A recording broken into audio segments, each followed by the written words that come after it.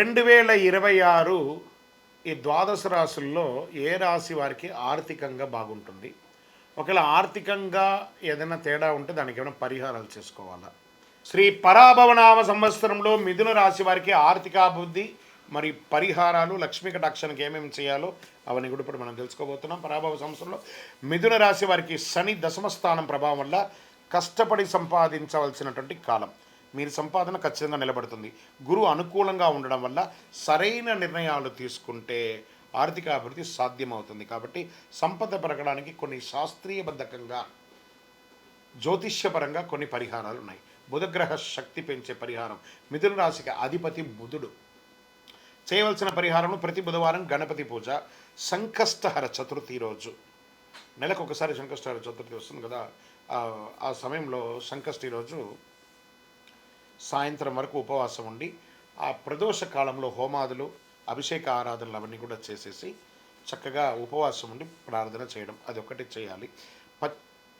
Green colour dress ఎక్కువ వాడడం, at least green related ఏమేమి సబ్జెక్ట్స్ ఉన్నాయో అవన్నీ చేయడం. ఓం బుధాయ నమః అని 108 సార్లు జపం చేయడం. దీనివల్ల ఏమవుతుంది? వ్యాపారాభివృద్ధి పెరుగుతుంది, ఆర్థిక అవకాశాలు పెరుగుతాయి. మరి ధనాభివృద్ధి కోసం ఏం చేయాలి? దీనికి చేయవలసిందంటే విష్ణు సహస్రనామ పారాయణం చేయాలి. ఆయనకి బుధుడికి అధిపతియే విష్ణుగా చక్కగా ఉన్నాడు కాబట్టి విష్ణు ఆరాధన. వీలుంటే ఒకసారి తిరుపతికి వెళ్ళి దర్శనం చేసుకోండి, లేదా పరిసర ప్రాంతాల్లో ఉన్నటువంటి విష్ణు దేవాలయకి వెళ్ళండి. ప్రతిరోజు సాయంత్రం ప్రదోష కాలంలో విష్ణు సహస్రనామం పారాయణం చేయండి. ఆలయాల్లో పచ్చకర్పూరం లాంటిది ఇవ్వండి, చక్కగా ఇవ్వండి. పుష్పాలన్నీ కూడా ఇవ్వండి.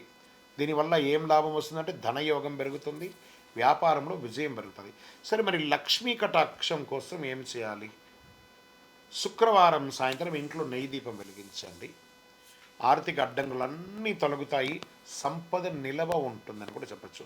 మరి ఏమైనా దాన ధర్మాలు ఏమైనా చేయాలంటే మిథున రాశి వారు చాలా శుభం చేయవలసిన విద్యార్థులకు పుస్తక దానం ఇవ్వండి, పేదలకు ఆహారాన్ని పంచండి. పుణ్యం పెరుగుతుంది, ఆర్థిక అభివృద్ధి పెరుగుతుంది. ఏ విధమైనటువంటి ఆటంకాలన్నా కూడా ఉన్నా కూడా తొలగిపోతుంది.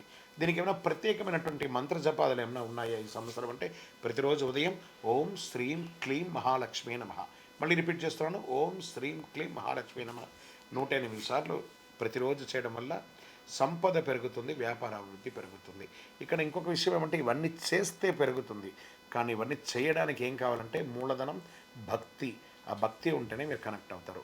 ఈ సంవత్సరం మిథున రాశి వారు తొందరపడి పెట్టుబడులు పెట్టకూడదు, కొత్త వ్యాపారాలు ఆలోచించి ప్రారంభించాలి.